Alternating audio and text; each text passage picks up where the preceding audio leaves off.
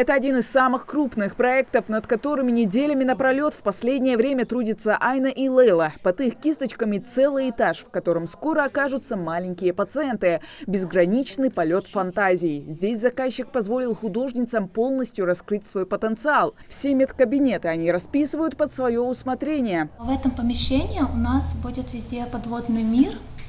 Сейчас в данный момент я рисую осьминожек. Есть такой мультик, правда, я его не смотрела, но детям он будет известен, этот мультик. Лейла Султыгова расписывает стены уже 7 лет. Вначале бралась за заказы только для того, чтобы набить руку, безвозмездно. Поэтому, когда Айна Оздоева заключила соцконтракт с государством, то она сразу обратилась к Лейле, уже к опытному монументалисту. Так подруги начали вместе вести свое дело, преодолевать трудности. Был заказ, там мы рисовали баскетболистов в спортзале, 12 на 5 метров был этот рисунок, и мы там, чтобы вот сэкономить им, чтобы им дешевле пришлось, мы купили не художественный акрил, а строительный акрил.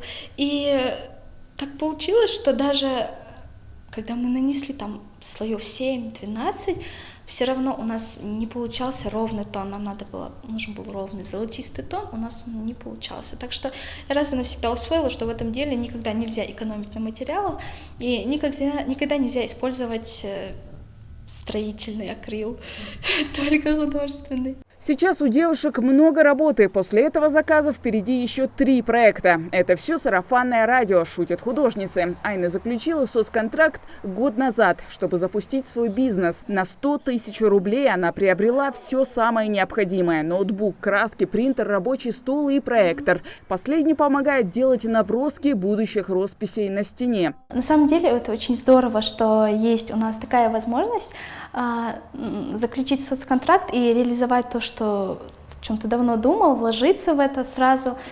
Мне это очень помогло. Айна работает с 16 лет. Швея, модельер, учитель начальных классов и даже сушист. Девушка долго не могла определиться с профессией. И вот так случилось, что ее хобби, как казалось окружающим, не совсем серьезное рисование, стало основным источником заработка. Кроме росписи стен, художница также рисует на одежде и аксессуарах под заказ. Картинку очень долго из разных элементов собирала, и я ждала, пока я смогу найти то, что мне действительно нравится.